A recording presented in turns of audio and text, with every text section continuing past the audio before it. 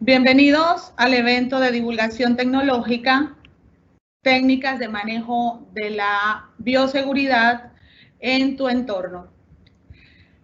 Nuestra subdirectora, la señora Viviana Pinto Tobar, y el equipo de logística de la complementaria del Centro Agroempresarial y Minero Regional Bolívar, damos un cordial saludo y agradecemos su participación en el evento.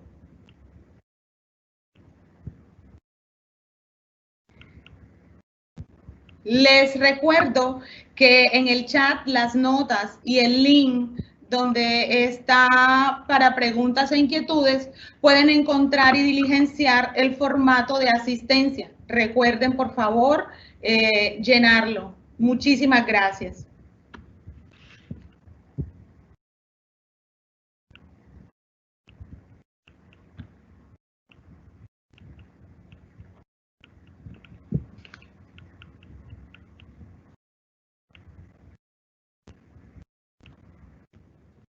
Damos inicio con una reflexión que dice: la vida de hoy está condicionada a la bioseguridad y a la impaciencia que hace fácil la queja. Hoy en día hacemos más filas, guardamos el distanciamiento físico, debemos salir con tapabocas y no estábamos preparados para limitarnos. Por eso es más fácil quejarnos que adaptarnos. Hoy los invito por medio de esta reflexión a conocer el universo de la bioseguridad. Bioseguridad es el nombre femenino de una parte de la biología que estudia el universo seguro de los recursos biológicos y genéticos, es decir, los organismos o parte de ellos. Estos pueden ser de origen vegetal, animal o humano. Los recursos biológicos son la materia y la energía que los seres humanos podemos obtener, la materia prima para la ropa, madera, algo para la elaboración de los champús, de las artesanías, igual que alimentos en la parte agropecuaria, como lo es la carne, los frutos, huevos, verduras, en fin. Con ellos aplicamos diferentes medidas, normas o procedimientos en los que sencillamente cuidamos la seguridad de la vida en cada paso que damos o en cada actividad y labor que realizamos. Si miramos el contexto del marco legal de la bioseguridad en Colombia, nos damos cuenta que desde 1979, con la ley 9ª, nos habla el Ministerio de Salud en el artículo 88 y nos dice: toda persona que entre a cualquier lugar de trabajo debe cumplir las normas de higiene y seguridad. En esta ley se dictan medidas sanitarias y se convierte en una ayuda a la salud de todos los individuos para conservar y mejorar esta salud en sus ocupaciones. En esta misma ley aparece el título 3, que desde su artículo 80 hasta el artículo 154 va encaminado a la parte de salud ocupacional. Continuando con este recorrido de la normatividad legal vigente en Colombia, aparece el Manual de Conductas Básicas en 1996. En él nos dan pautas del manejo integral de la bioseguridad aplicada a la parte hospitalaria. En la resolución 1164 del 2002 hablamos de un manual de procedimientos para la gestión integral de los residuos hospitalarios y similares. Este va encaminado a todos los procedimientos, procesos, actividades y estándares establecidos de obligatorio cumplimiento generados precisamente por estos residuos hospitalarios y similares. Luego, en el 2014, tenemos el decreto 351, En este se reglamenta la gestión de residuos generados en la atención de salud y otras actividades. En este marco legal cambia un poco la cosa porque cuando hablamos de otras actividades se extiende muchísimo más y allí vamos a incluir la parte de las droguerías, veterinarias, peluquerías, hospitales, los restaurantes, laboratorios de biotecnología, la parte de las morgues, los mataderos, la parte del área de cosmetología, todos los centros que prestan servicios de tatuaje, de pigmentación de la piel, los piercing en general. Eso quiere decir que este decreto abarca muchísima más actividad económica desde la perspectiva de la bioseguridad. Luego vamos al año 2020 y allí vamos a mirar dos resoluciones en particular, la 666 del 2020 y la resolución 1155.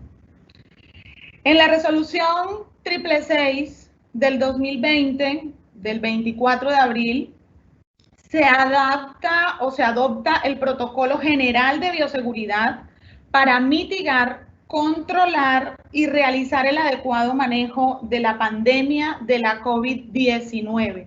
Mientras que en la resolución 1155 adopta el protocolo de bioseguridad, pero va definido al manejo y control de riesgos del coronavirus en la prestación de servicios de salud y en la parte administrativa y en la parte apoyo y alimentación. Esto quiere decir que la resolución 1155 va más al campo de la prestación de servicios de salud, mientras que la resolución 666 sí nos genera un protocolo muy general en el marco de la bioseguridad. Pasaremos a dos palabras mágicas en nuestro recorrido de la bioseguridad. Vamos a definir peligro y riesgo. Peligro es esa fuente o acto potencial que nos genera daño en términos, llámese de una enfermedad, de una lesión a la persona, a la propiedad, al proceso en general. Mientras que el riesgo es esa respuesta o esa consecuencia de estar expuesto a un peligro.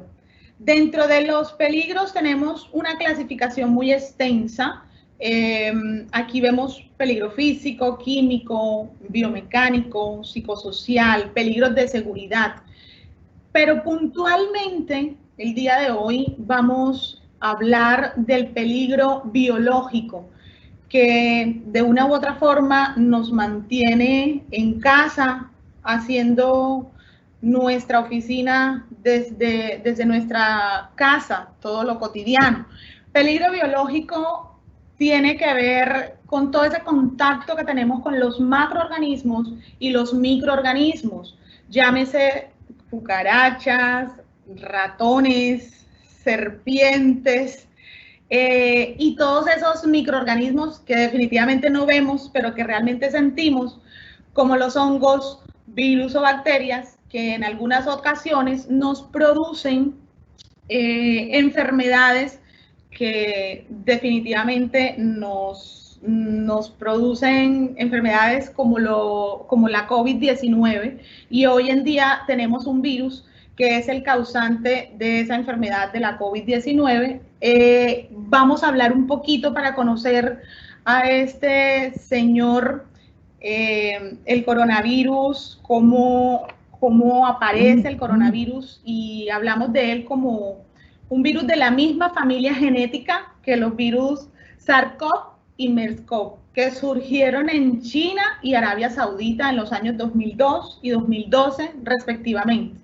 El SARS-CoV tiene un origen en los murciélagos y el MERS-CoV tiene un origen en los camellos. Este nuevo coronavirus que hoy en día nos tiene en casita es una versión mejorada de esos dos virus anteriores, y la enfermedad que produce es la COVID-19. La COVID-19 se reportó por primera vez en Wuhan En diciembre del 2019 se notificaron 27 casos de una neumonía desconocida. 7 de esos casos eran severos y un mes después el número de casos aumentó a 9.692 casos y solo 1.500 se enfermaron de gravedad. ¿Qué notaron en Wuhan? Que el vínculo que tenían en común todos estos pacientes era el mercado de Juan en Wuhan, donde venden pescados, mariscos, animales vivos. El 1 de enero, inmediatamente que descubrieron esto, lo cerraron. El 10 de enero aparece la primera secuencia genómica, que cuando hablamos de secuencia genómica hablamos de una disciplina que relaciona más que todo al estudio de los genes o de los genomas. Esta primera secuencia estuvo disponible el 10 de enero y el 11 de enero se genera la primera muerte o se reporta la primera muerte por la COVID-19. Lógicamente, todas esas personas que salieron del país lo expandieron y esto fue lo que dio a que se convirtiera en un caso de salud pública a nivel mundial, ¿sí? Vamos a conocer un poquito más a fondo la estructura de este coronavirus y hablamos, aquí lo vemos en la imagen, de un coronavirus que está compuesto por un núcleo en el centro de ARN, que es el ácido ribonucleico. Este es el material genético del virus. Y el nombre de coronavirus proviene de esas protuberancias que observamos, que pues simulan ser unas coronas que tienen en su capa principal y superficial una proteína que es la proteína S. Esta es la que se encarga de que el virus se pegue a diferentes superficies, de las cuales más adelante les contaré. Este virus tiene algo en particular. Es un virus envuelto. Esto quiere decir que tiene una membrana que lo cubre y esta burbuja está formada por lípidos, está formada por grasa. Es por eso que se deshacen al contacto con el jabón, ¿sí? Y cuando el núcleo, es decir, el ácido ribonucleico, queda expuesto, este virus muere. Algo más que contarle de este coronavirus es que el diámetro es de 450 nanómetros, a diferencia de virus como la hepatitis, que tiene 42 nanómetros, o el de la gripe en una versión diferente entre 60 y 100 nanómetros. Este en particular tiene 450, como su diámetro es tan grande, cae al suelo rápidamente y se puede pegar a diferentes superficies. ¿Cómo se propaga el coronavirus? Bueno, la principal forma de propagación es a través de las gotículas respiratorias expedidas por alguien que tose, que habla, que estornuda, ¿sí? Y esto se pasa de persona a persona. No te lo va a pasar ningún animal. Esto lo pasamos el ser humano de hombre a hombre. O sea, esto no se va a transmitir por otro medio. Siempre es por gotículas generadas cuando una persona que está infectada, y eso incluye personas que no tengan síntomas, o puede ser síntomas leves como una tos o una fiebre o cansancio. Particularmente esto puede generarse en las primeras etapas de la enfermedad. Es posible contagiarse de alguien que solamente tenga una tos leve y no se sienta enfermo, así que hay que tener muchísimo cuidado y es por eso que hoy estamos reunidos para conocer un poco más del coronavirus y la enfermedad que causa.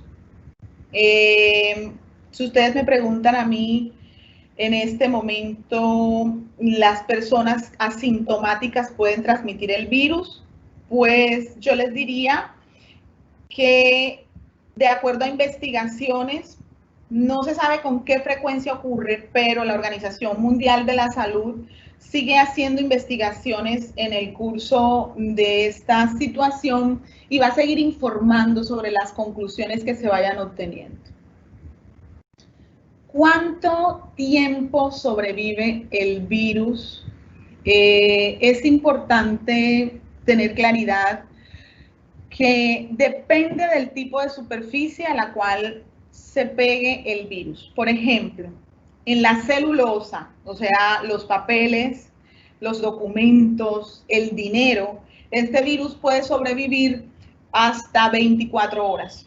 En el acero, los metales, las monedas, la grifería, dura de 2 a 3 días. En el plástico, recordemos que esta es la era del plástico y tenemos bolsas plásticas, los vasos, los desechables, las botellas. En esta superficie es donde más tiempo se mantiene el virus y allí puede durar de 3 a 5 días. Entonces, hay que estar muy pendientes a la desinfección de todas estas superficies. El tiempo de incubación. Inicialmente, el tiempo de incubación puede generarse de 1 a 7 días o máximo 21 días. Y este es el tiempo que transcurre entre la exposición y cuando se presenta o se muestra la COVID-19. Es por eso que ustedes ven que algunos pacientes en particular solo presentan una leve tos, una fiebre que se le da un buen manejo y no pasa a mayores. Pero hay personas en las que el día que se presenta se genera una fiebre mayor de 39 grados con dificultad respiratoria e inmediatamente deben ser ingresados a la unidad de cuidados intensivos. Es el tiempo de incubación y el tiempo en el que se muestra la enfermedad lo que genera que este nuevo coronavirus se muestre en las diferentes personas. También debemos conocer cuáles son los síntomas asociados al coronavirus. Recordemos que es una infección respiratoria aguda, una IRA, es decir, una gripa.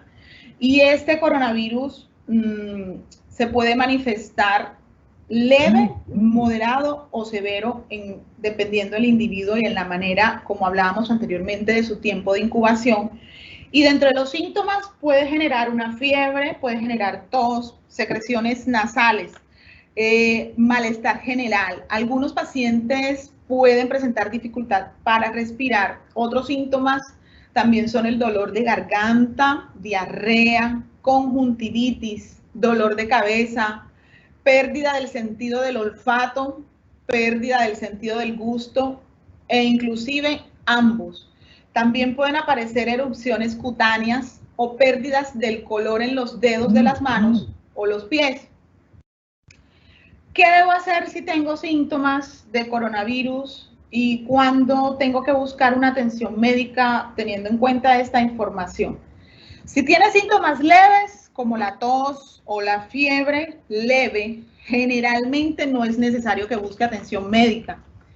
Quédese en casa, aíslese y vigile sus síntomas. Siga las orientaciones sobre el autoaislamiento. ¿Sí? Es importante no tocar las superficies con las manos y en caso de que el enfermo sea un niño, pues hay que ayudarlo a seguir este consejo. Y si hay una dificultad para respirar o siente un dolor o una presión en el pecho, si es posible, llame inmediatamente con antelación a su EPS para que ellos puedan dirigirlo al sitio establecido y que sea adecuado y puedan ellos canalizar esta manipulación de estos pacientes que presentan disnea, una dificultad para respirar. ¿A quiénes afecta? Bueno, ¿a quiénes afecta el virus? Resulta que el virus no conoce ni raza, no conoce edades, no conoce color, sexo, no distingue en ninguno de los casos anteriores, porque todos, absolutamente todos, en su momento pueden ser víctimas mortales. En este momento hemos tenido un récord alto de personas de avanzada edad que padecen enfermedades crónicas como la diabetes, el asma, la hipertensión, la obesidad, porque nos hacen propensos a que se dañen o se genere un daño mucho más rápido en la parte del sistema respiratorio, y esto genera complicaciones. Quiero decir algo aquí muy puntual. No quiere decir que si yo tengo hipertensión o si yo soy asmático o yo tengo obesidad, entonces el virus definitivamente me va a acabar a mí porque yo tengo diabetes. No. Quiero decir que depende de la fase en la que se presente el virus o en la fase en la que se muestre la enfermedad.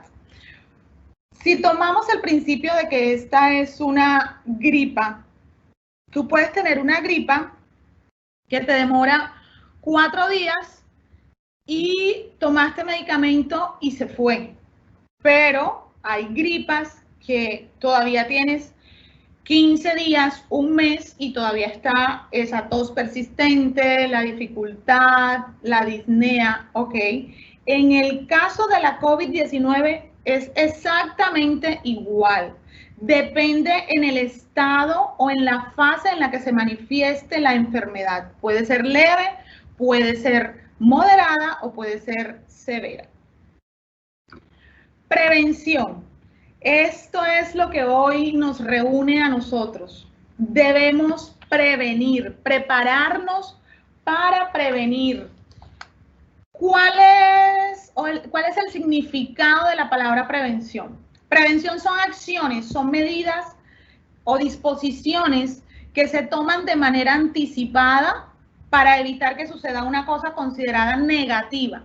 En el caso particular de nuestra conversación, hacemos referencia a la COVID-19 y desde el punto de vista de medicina preventiva, sabemos que prevenir enfermedades ayuda a la salud humana y en nuestro día a día buscamos evitar el contagio por la COVID-19. Entonces, dentro de las medidas de prevención que vamos a tomar, el lavado de manos, ¿sí? Es importante lavarse las manos con agua y jabón o con un desinfectante a base de alcohol en concentraciones del 60% y máximo hasta el 95%, pues mata el virus, ya que destruye esa envoltura de lípido que hay y expone el núcleo del virus y definitivamente lo acaba. Entonces, es importante lavarse las manos. ¿Cómo debemos lavarnos las manos? Debemos humedecer bien las manos con agua, debemos aplicar abundante jabón, frotar las manos con las palmas con movimientos circulares. Luego, entre los espacios interdigitales, realizar movimientos ascendentes entre los deditos, frotar la punta de los dedos y los dedos, luego cubrir el dedo pulgar y envolverlo con tu mano frotando enérgicamente. Eso se va a repetir con ambas manos. Debemos llevar el jabón hasta la muñeca y con un movimiento circular también frotar la muñeca, luego lavar las manos con abundante agua y retirar todo el jabón. Secar las manos con una toalla limpia, también lo podemos hacer con toallas de papel. Si utilizamos la toalla de papel, esta debe desecharse inmediatamente. Teniendo en cuenta estas recomendaciones, vamos a tener nuestras manitos desinfectadas. Debemos hacer o repetir el lavado de manos cada 2 horas, máximo cada 3 horas. Y el lavado de manos debe tener una duración de unos 40 segundos, más o menos. Otra de las medidas de prevención que tenemos es el distanciamiento personal, distanciamiento físico, mal llamado distanciamiento social. Cuando hablamos de distanciamiento personal o distanciamiento físico, lo tomamos como una medida no farmacéutica del control del virus con el objetivo de detener o desacelerar la propagación de la COVID-19. Aprovecho esta charla para aclarar términos como cuarentena, aislamiento y distanciamiento. La cuarentena es restringir las actividades o separar a las personas que no están enfermas, pero que pueden haber estado expuestas a la COVID-19. El aislamiento es separar a las personas que están enfermas con síntomas de la COVID-19 y pueden ser contagiosas, mientras que el distanciamiento físico o personal es literalmente estar separados físicamente y lo recomendado es mantener una distancia de 2 metros, ¿sí? Todas estas, tanto el lavado de manos como el distanciamiento personal, son medidas preventivas que nos ayudan a disminuir la propagación de la COVID-19. ¿Por qué debemos guardar el distanciamiento físico o distanciamiento personal? Porque cuando alguien tose, estornuda o habla, despide por la nariz o la boca gotículas de este líquido que pueden contener el virus, y si la persona tose, estornuda o habla, tiene la enfermedad y usted está demasiado cerca de ella, sencillamente puede respirar las gotículas y con ella la COVID-19 va a hacer presencia en su organismo. Entonces, muy pendiente a esto. También otra medida de prevención es al toser o estornudar, cubrirse con el codo, ¿sí? Tanto usted como las personas que lo rodean deben asegurarse de mantener una buena higiene respiratoria. Esto significa que debemos cubrir la boca y la nariz con el codo flexionado o con un pañuelo en el momento de toser o estornudar. Preferiblemente, si este pañuelo es de papel, pues muchísimo mejor para desecharlo de inmediato. Y luego de desechar este pañuelo, recordemos que debemos lavarnos las manos. Evitar lugares concurridos. Lugares concurridos como las plazas de mercado, como algunos centros, algunos supermercados. Cuando hay aglomeraciones, hay muchísima más probabilidad de que entre en contacto estrecho con alguien que tenga la COVID-19 y lógicamente va a ser muchísimo más difícil mantener esta distancia de 2 metros. Entonces, es importante evitar estos lugares y estas aglomeraciones de personas. Otra de las medidas de prevención es evitar tocarnos los ojos, la nariz y la boca. ¿Por qué? Resulta que las manos tocan muchas superficies y pueden recoger el virus. Una vez que estén las manos contaminadas, las manos pueden transferir este virus a los ojos, a la nariz o a la boca. Y desde allí el virus puede entrar en su cuerpo y causar la enfermedad. Se aloja, inmediatamente se aloje este virus, ya sabemos que el tiempo de incubación tarda de 1 a 21 días y entonces, pues, en algunas ocasiones se muestra con los síntomas, en otras no. Otra medida de prevención es el uso adecuado del tapaboca. Actualmente, por un pronunciamiento de la Organización Mundial de la Salud, se recomienda el uso masivo del tapabocas para combatir la propagación de la COVID-19.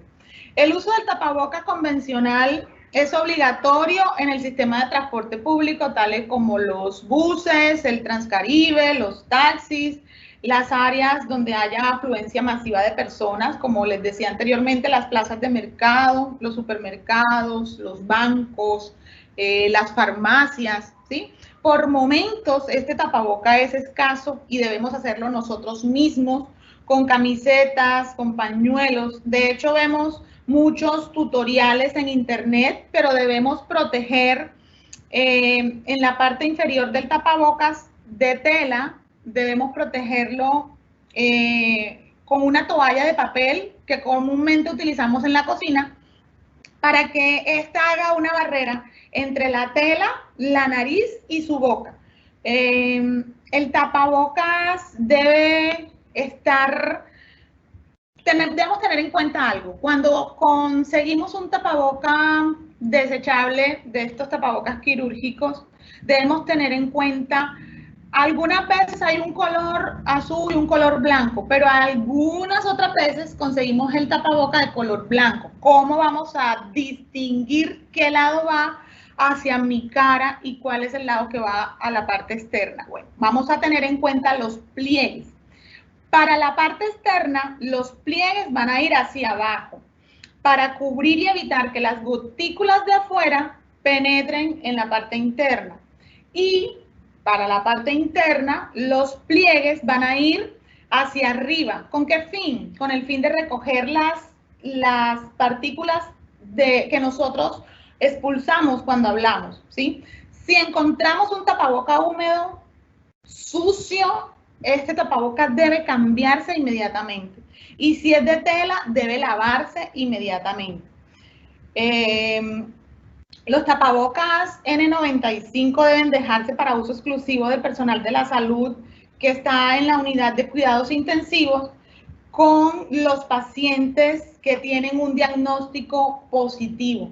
Las personas con diagnóstico confirmado para la COVID-19 y sus contactos estrechos, lógicamente no deben salir del lugar donde están llevando a cabo un aislamiento preventivo obligatorio, sin excepción de unos 14 días. Y también se deben establecer las características y recomendaciones de uso y calidad de los tapabocas, que lógicamente van a permitir minimizar o reducir la propagación del virus. Otro método que hace parte de este protocolo de bioseguridad, permanecer en casa. Quédese en casa. Incluso si usted presenta síntomas leves como la tos, el dolor de cabeza o fiebre ligera, quédese en casa hasta recuperarse. Pida ayuda, pida que alguien le traiga las provisiones y si tiene que salir, definitivamente póngase la mascarilla, el tapaboca para evitar infectar a otras personas. Debemos quedarnos en casa porque la idea es evitar el contacto con otras personas y nos protegemos a nosotros mismos de ciertas infecciones por la COVID-19. Mantenerse informado. Resulta que las autoridades nacionales, locales, siempre disponen de la información más actualizada sobre la situación en su zona. Entonces es importante mantenernos informados sobre las últimas novedades a partir, eso sí, de fuentes fiables como la Organización Mundial de la Salud, la Organización Panamericana de la Salud, autoridades sanitarias a nivel local, a nivel nacional, ¿sí? Porque ellos son los interlocutores más indicados para dar consejos sobre lo que deben hacer las personas en el área o en la región en la que estemos para protegernos. Por ejemplo, noticias como el pico y cédula, que le van a indicar a uno cuándo es el día de salida, los avances en las investigaciones, ¿sí? Todo esto con el propósito de cumplir las medidas preventivas y disminuir la propagación de la enfermedad.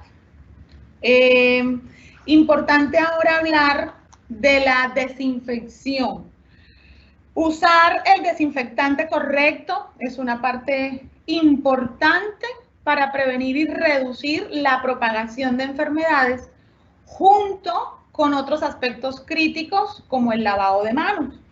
Entonces, ¿qué productos vamos a utilizar o qué productos podemos utilizar para realizar la desinfección? Los productos como el alcohol, el hipoclorito o el cloro, también le podemos llamar lejía, el amonio cuaternario, son los más usados comúnmente. Recordemos que los coronavirus son unos virus envueltos, lo que significa que son uno de los tipos de virus más fáciles de matar con el producto o el desinfectante adecuado. Los consumidores que usan estos desinfectantes en un virus emergente envuelto deben seguir las instrucciones de uso de la etiqueta del producto. Obviamente debemos prestar especial atención al tiempo de contacto del producto en la superficie tratada, es decir, cuánto tiempo debe permanecer el desinfectante en la superficie que lo estemos aplicando. Vamos a ir puntualmente al alcohol. El alcohol etílico en solución debe ser usado en una concentración entre el 60 y máximo el 95%. Ojo, cuando hablamos de entre el 85 y el 95%, podríamos decir que si aplicamos el alcohol a ese porcentaje, a nuestro tejido tegumentario, es decir, a nuestra piel, a nuestras manos, existe la posibilidad que podamos generar daños en la piel. Entonces, lo ideal es que para utilizarlo en nuestras manos, el alcohol etílico deba tener una solución entre el 60% y máximo el 80%, con el fin de que no dañe nuestro tejido tegumentario, no dañe nuestras manos al aplicar este alcohol. También encontramos un alcohol antibacterial. Este alcohol debe tener esa concentración. Si tiene esa concentración, perfecto, ¿sí? Porque va a destruir la capa lipídica de esta membrana que tiene el virus. Cuando hablamos de los compuestos de amonio cuaternario, bueno, el amonio cuaternario es un compuesto ampliamente utilizado como desinfectante. La acción bactericida de los amonios cuaternarios se ha atribuido a la inactivación de esas enzimas productoras de energía, o sea, esas enzimas que son las que generan esas proteínas esenciales de la célula. Entonces, este amonio cuaternario lo que hace es que la destruye, por eso tiene ese poder de desinfección, ¿sí? Porque hace una interrupción a la membrana celular. Y me hablan del vinagre, porque de pronto hay alguna inquietud con respecto al vinagre. Les comento, uno de los remedios más populares para quitar suciedad de diferentes superficies es el vinagre. En concreto, nos deja muy limpios y brillantes los suelos, los tapices, le otorga como un brillo que a veces esos muebles tienden a haber perdido, pero sin embargo, dicho líquido, dicho vinagre, cuyo uso principal también es aderezar las ensaladas, no tiene el respaldo de la comunidad científica como un agente antibacteriano. Recordemos que estamos hablando de la COVID-19. Entonces, si estamos pensando en limpiar las instalaciones domésticas o nuestras oficinas para evitar contagios de la COVID-19 con vinagre, no es adecuado el vinagre para hacer esa desinfección. El vinagre no está registrado en la Agencia de Protección Ambiental, en la EPA, como un desinfectante efectivo para el hogar, teniendo en cuenta la pandemia a la cual estamos haciendo referencia, que es sobre la COVID-19. Entonces, es importante trabajar con el alcohol, con el cloro o con el amonio cuaternario, o definitivamente el agua y el jabón. Si ustedes tienen alguna inquietud o alguna duda con respecto si es más eficaz el jabón que el alcohol para higienizar nuestras manos, ambos productos son capaces de inactivar el virus. Es decir, destruyen la envoltura que lo rodea, pero preferiblemente utilizar agua y jabón siempre que sea posible y dejar el alcohol para las situaciones en las que definitivamente no tenemos acceso a la primera opción. A diferencia de lo que ocurre con el alcohol, el jabón es capaz de arrastrar la suciedad visible y además acaba con determinados patógenos contra los que el alcohol no es eficaz, pero puntualmente en el caso de los coronavirus, claro que sí es eficaz porque recordemos que lo que hace es destruir la membrana o la capa de lípido que tiene y definitivamente nos va a generar una buena higienización de nuestras manitos.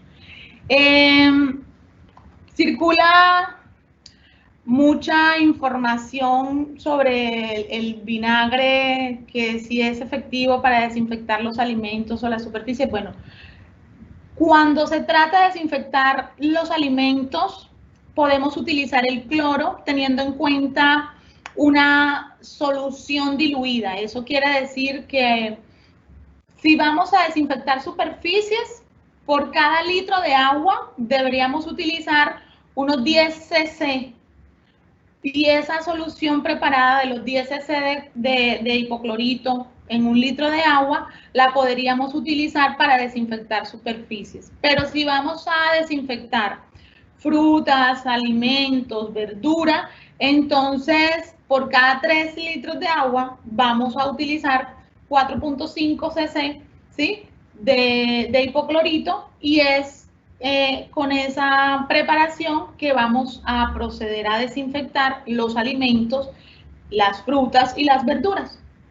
Algo muy importante que también debemos tener en cuenta es la ventilación del lugar donde estemos. En este caso, pasamos mucho más tiempo en nuestra casa, entonces debemos ventilar al menos unas 3 veces al día durante mínimo una media hora, máximo 1 hora y media, y debemos duplicar estos espacios de tiempo si tenemos un fumador en casa, ¿sí? Por estos días de cuarentena las viviendas están ocupadas por más horas, hecho que se traduce en mayor concentración de CO2, ¿sí?, de gas carbónico. Recordemos que el gas carbónico es un gas inoloro, incoloro, cuya acumulación nos puede generar dolor de cabeza, cansancio, pérdida de la concentración, bajo rendimiento. Esto ocurre a muchas personas cuando utilizan el tapaboca. Es por eso que a veces vemos algunas personas que dicen que sienten mareo o que sienten un cansancio o dolor de cabeza, porque resulta que cuando tenemos el tapaboca puesto de manera correcta, o sea, debe tapar o cubrir la nariz y debe cubrir la boca, nosotros estamos generando mayor concentración de gas carbónico y esto nos puede generar pérdidas de la concentración y dolor de cabeza, entre otros. Otro problema para el ambiente de los hogares es el uso de desinfectantes y productos de limpieza que obviamente se han disipado a raíz de esta crisis sanitaria que tenemos, y la recomendación es que inmediatamente usted limpie una superficie con estos productos químicos, debe ventilar el área por unos 30 minutos. Es importante tener claro que los productos de limpieza no se deben mezclar porque resultan tóxicos. Algo también que cabe anotar: cuando nosotros abrimos las ventanas entran los rayos del sol que aportan vitamina D y esto contribuye a mejorar la concentración. Importantísimo limpiar en la casa, limpiar en nuestra vivienda y desinfectar todo aquello que haya estado en el exterior. Y todas las cosas que sean de manipulación diaria, como por ejemplo los computadores, los teclados, el mouse, los celulares, teléfonos fijos, control remoto, ¿sí? Todos estos equipos eléctricos de uso frecuente, y se deben limpiar empleando un paño limpio impregnadito de alcohol, o puede ser también con agua y jabón, teniendo la precaución obviamente de no averiarlo. Recordando un poco, debemos lavarnos las manos con frecuencia, evitar tocarnos los ojos, la nariz y la boca con las manos sin lavar, mantener una distancia de 2 metros mínimos, ¿sí?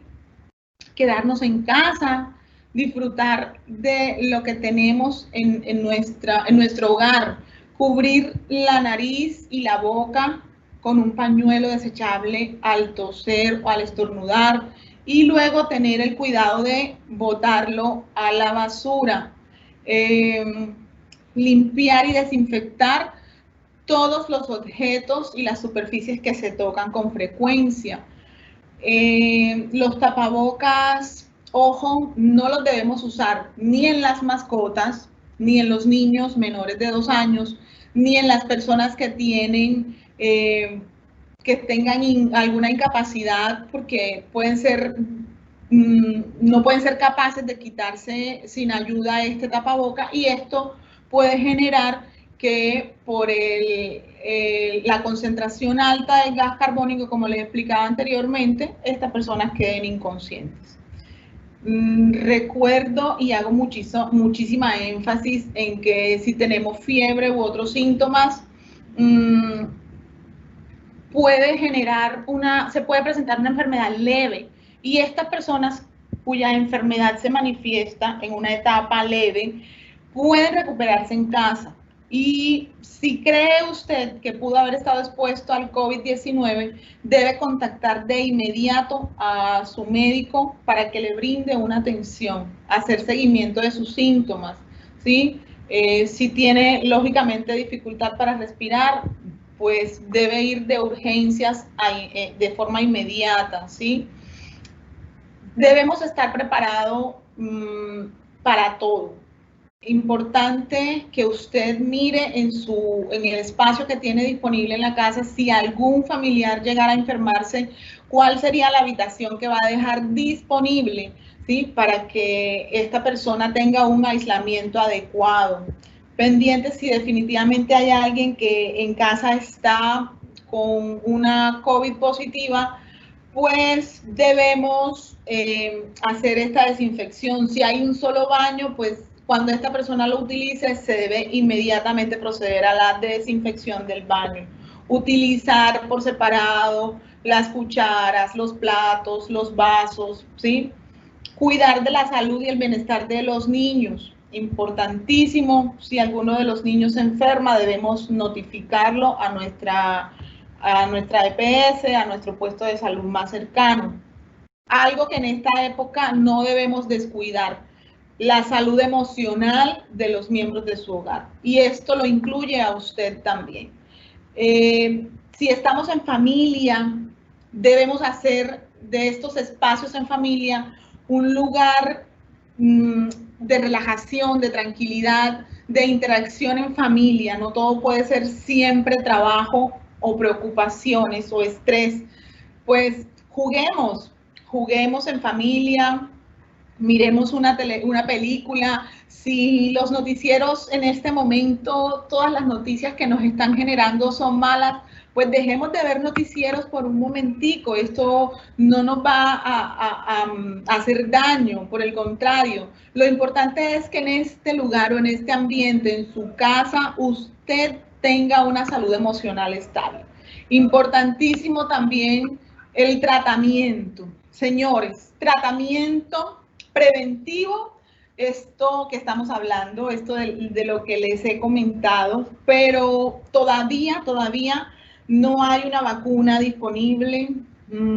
Todavía lo que hacemos es tener un tratamiento de acuerdo a los síntomas y cómo se manifiesta la COVID-19 en cada uno de los individuos. La Organización Mundial de la Salud no recomienda automedicarse con ningún fármaco, y eso incluye los antibióticos, porque ningún fármaco en este momento tiene la capacidad ni de curar ni de prevenir la COVID-19. Sin embargo, hay varios ensayos clínicos en marcha, tanto de medicamentos tradicionales como medicamentos occidentales.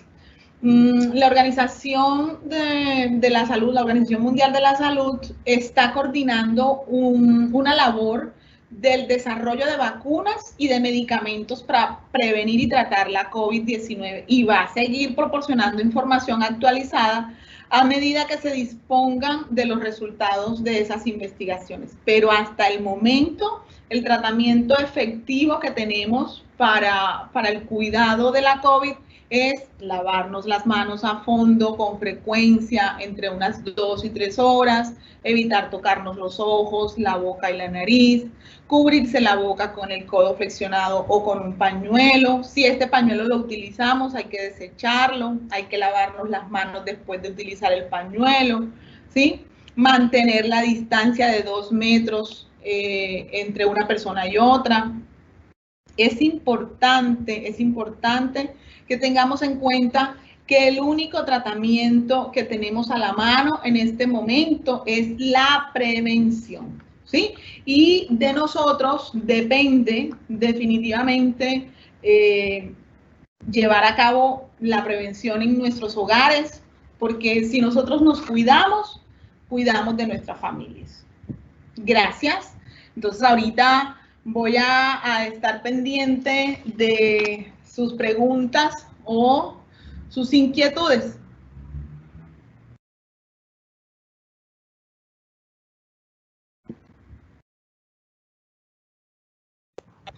Buenas tardes, Gisela, ¿cómo estás? Tenemos varias preguntas. La primera que tenemos es, quisiera saber cómo y cuándo llegan los certificados a la plataforma de Senasofía. Calma, primero vamos a terminar el EDT, después estamos atentos a los certificados. Casi siempre vamos a tener esos certificados. Hoy es, ¿qué? 21 de agosto. Al próximo mes usted ingresa a Senasofía, en la parte superior dice certificados y allí entonces usted coloca su número de documento de identidad, hace clic y le van a aparecer todos los certificados que estén disponibles hasta el momento. Bueno, otra pregunta. ¿El virus puede regresar a una persona que lo tuvo en forma asintomática?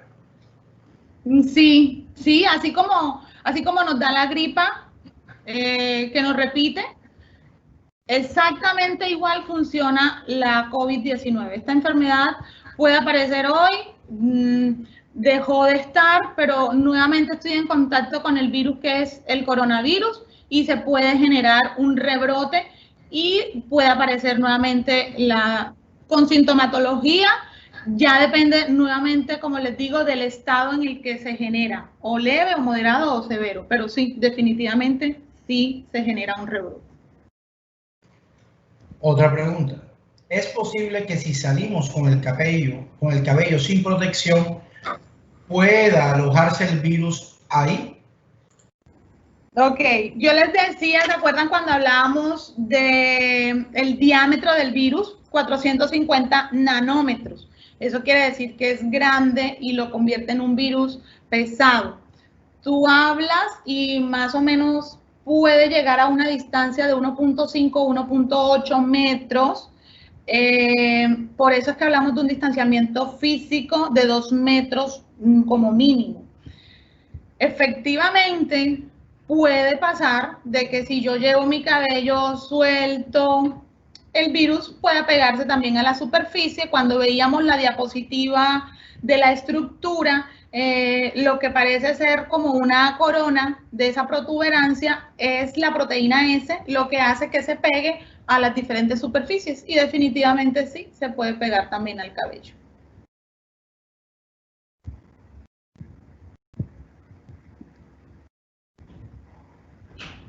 No te escucho, Harold, hola. Bueno, otra pregunta. ¿El gel antibacterial sirve como desinfectante? Ok, importante que el gel antibacterial no sea cosmético. Si el gel antibacterial es a base de un alcohol entre el 60 y el 80% en concentraciones, efectivamente sí te va a servir. Otra pregunta tenemos aquí. ¿Es cierto que el virus se encuentra en el aire? No es que el virus se encuentre en el aire. El virus se esparce por las gotículas o las gotículas respiratorias, cuando uno habla, cuando uno estornuda. Y como pesa 450 nanómetros, cae inmediatamente a una superficie. No es que va a estar por ahí volando ni nada, porque este virus no tiene alitas, así que no lo vamos a encontrar así.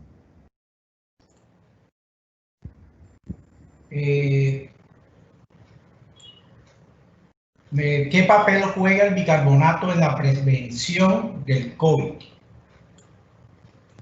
El bicarbonato de sodio. Bueno, yo les hablaba puntualmente de la COVID-19, no estamos haciendo nada allí, porque no tiene, digamos, no tiene la metodología esta de la desinfección como es eficiente y eficaz el alcohol o los amonios cuaternarios. El vinagre tampoco nos sirve, así como el bicarbonato tampoco nos sirve para la desinfección de la COVID. Otra pregunta. La concentración del alcohol es de 70%. ¿Quiere decir que 70% de agua y otro porcentaje de alcohol? Lo que logro entender es que si la concentración efectiva es del 70% para hacer la desinfección, sí, entre el 60% y el 95% es efectivo para limpiar superficies y para limpiar nuestras manos entre el 60% y máximo al 80% de concentración de alcohol. ¿El COVID puede dejar secuelas en el olfato o gusto? Sí, ¿se acuerdan cuando les hablaba del tiempo de incubación? Podemos tener entre 1 y 21 días e inclusive en el día 20 podemos hacer la prueba, puede aparecer positivo e inclusive hay algunas respuestas de positivo o negativo porque no se define muy bien en las pruebas la parte del ácido ribonucleico, que son los PCRs. Ahí con esas pruebas se trabaja el ácido o el núcleo, ¿sí? El genoma del coronavirus. Entonces, sí, definitivamente puede generar esa secuela de la pérdida del gusto, del olfato. Obviamente no lo vamos a tener durante el resto de la vida. Va a ir disminuyendo poco a poco hasta 30 días máximo. Bueno, una última preguntita. ¿Es verdad que el virus puede transmitirse tocando alimentos? Bueno, el virus se puede adherir por la proteína S a cualquier superficie. Eso quiere decir que si usted salió a comprar un plátano y no hizo la desinfección correcta y se pega a la superficie de su manito y usted se pasa el dedito en el ojito o toca su boca, está dando una línea abierta para que el virus pueda hospedarse en su organismo.